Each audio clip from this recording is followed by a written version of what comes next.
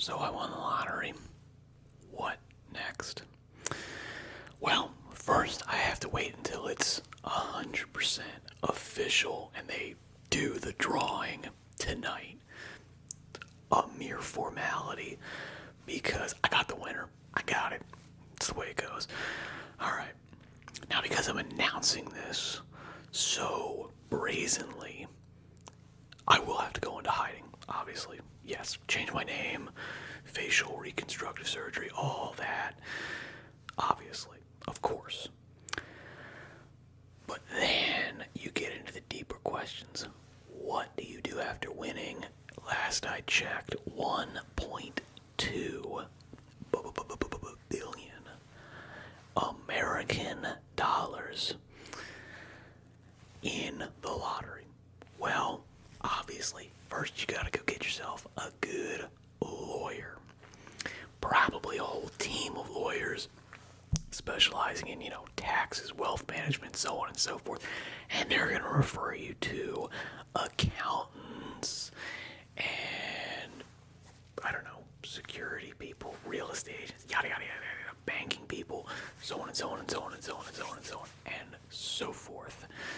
So, you got to get your team together, all right? Because you got so much money, you got to make sure it's taken care of. And this is personally, I will be doing this. But it might not be for you. I will be making sure that every single person on my wealth management teams knows that if they steal one single red cent from me, I have nothing now. Or I should say, had nothing before winning this lottery windfall. So if you steal from me, I got nothing to lose. And I will do horrible things to you and everyone you know. Yes. Alright? So, be happy with your percentage. It's a stable income. You're working hard for it. I worked hard. I got real lucky, okay? That is hard work. That is work no one can get. Nobody can do that except me, obviously, because I'm the one that won. So, all the people out there, this goes for me, just me, but I will be, potentially drawing out, detailed scenarios about how I would follow you home after you, reduced me back to poverty. Track you, stalk you, hunt you.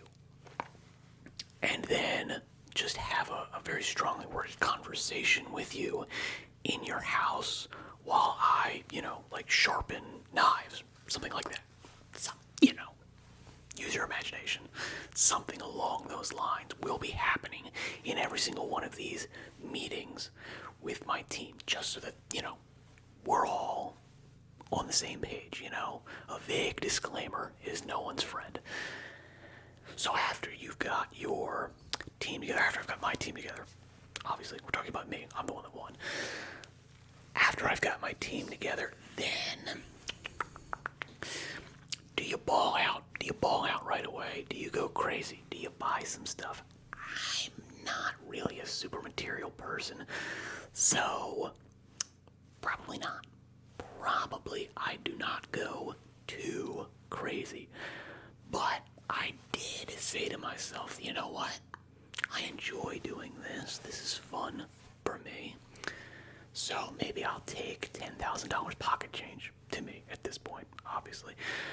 I'll take $10,000 and I'm going to go, you know what? I'm going to upgrade my whole setup, the whole deal. And I'll budget out $10,000 just because it's a nice round number. And I'm going to go, all right, what am I going to do? Am I going to get a new camera? Something like that. Yeah, that sounds pretty good. Get a new camera, some new microphones, potentially. Nothing too crazy, nothing, don't go crazy and get, like a $10,000 mic all by itself. Nah, that's ridiculous because a $10,000 mic is not a $10,000 mic.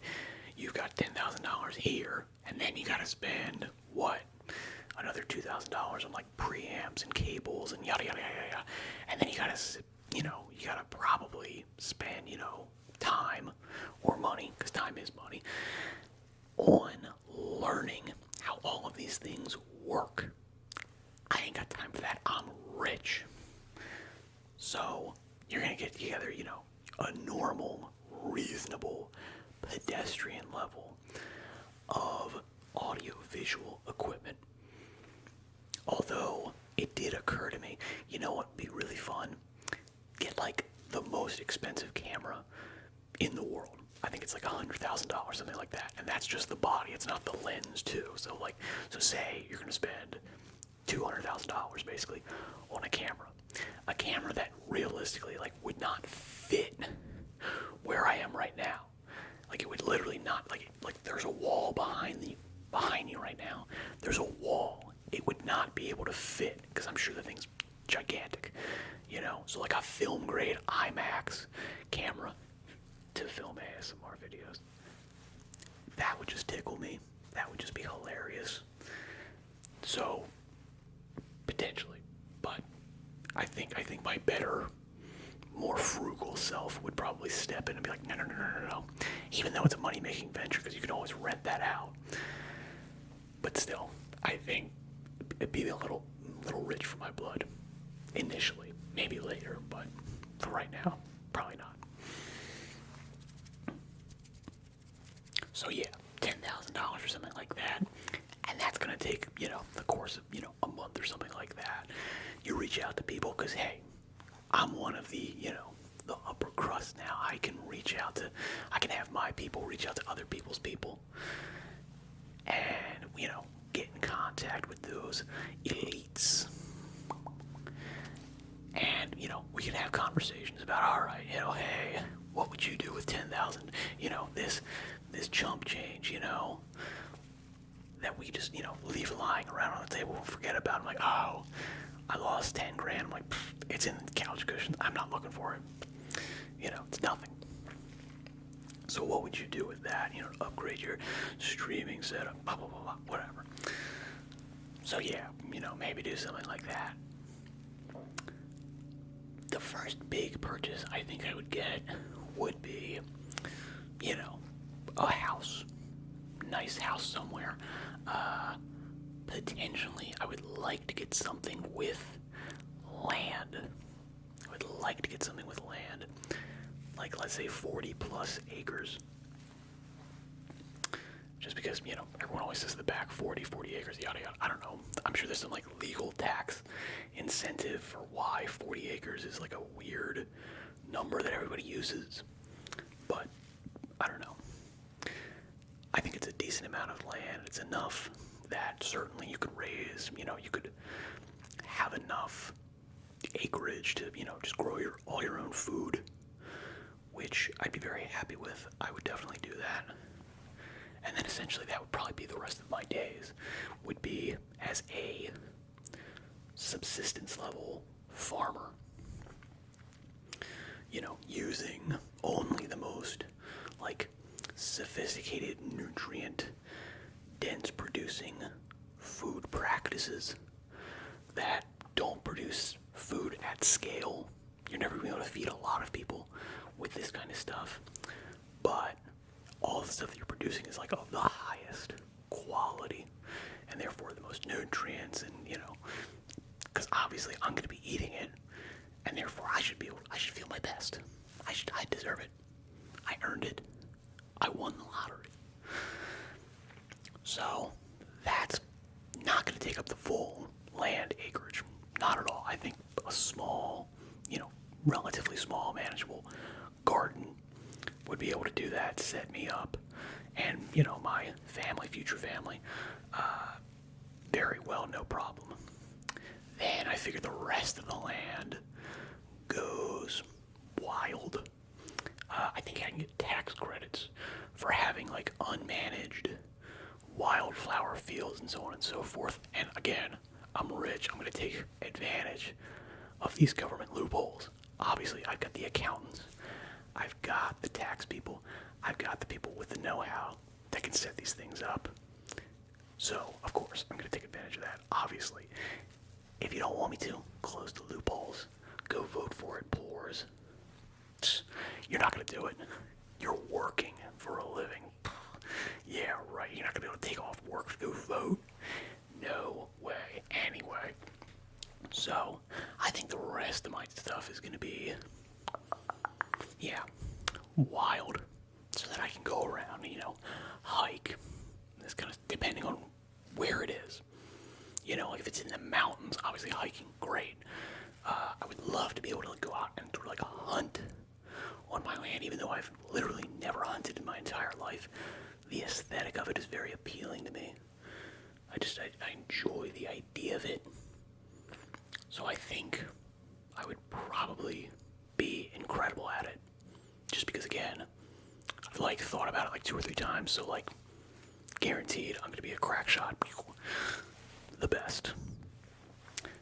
With all that being said, I think I would probably not rely only on my own land for hunting. I figure, you're gonna get 1 or 2 deer out of there a year. Decent amount. But realistically, probably not enough meat, even for me, for a full year, probably not. I don't know if I would like fishing. That's another way to easily supplement your protein. Again, depending on where you live. There's rivers and stuff everywhere, and there's fish in all those rivers, but, this is fishing at scale, enough to feed yourself. It really sort of, I think, depends on where you're at. So that being said, I would definitely be, planning hunting trips. And because you're planning hunting trips and you're getting into that, you're going to get into the trivia, the minutia, the gear porn side of hunting. And therefore you're going to amass an enormous, ungodly arsenal of weapons. Bows, you're going to have your bolt action, hunting rifles. You're going to have your shotguns, your turkey guns. You're going to have your larger caliber stuff to take down, like bison or some, like musk ox or something. Something exotic and fun. Because again, you got the money, you can go out there. And then, of course, you're going to have, your muzzle loaders and all the different stuff for all the different seasons, so on and so forth. And then, of course, you're going to be planning different trips. You're going to go, oh, hey, I want to get Colorado elk. I want to get some Alaskan moose. I'm going to get yada, yada, yada, yada, yada. Obviously, way more money-conscious, frugal to go down to the store and buy meat from the grocery store. Because you're not paying for, airplane gas fees to get you out to, Nanatucket Island in British Columbia, hunt and kill a moose and then haul it back. There's no way that's not more expensive than just hey, I know a friend with a farm, he'll get you a deal on half a cow. Yeah, obviously that's gonna be better. But again, I'm balling out. I got the money. Let's do it. I think it's certainly a better, more in touch with reality way to live. So let's do it. Let's get into it. So that's how I live the rest of my days. What do I do with the rest of my money? Because realistically, I think everything that I've just described, even again being super egregious and inflation ready, maybe $2 million. Maybe $2 million total. And again, $1.2 billion. Take the lump sum, so cut it in half, that's $600 million. And then, depending on, again, how taxes shake out, just call it cut it in half again, so $300 million in the bank, ready to go after taxes, free and clear. Pretty good chunk of change. So what am I going to do with the remaining 298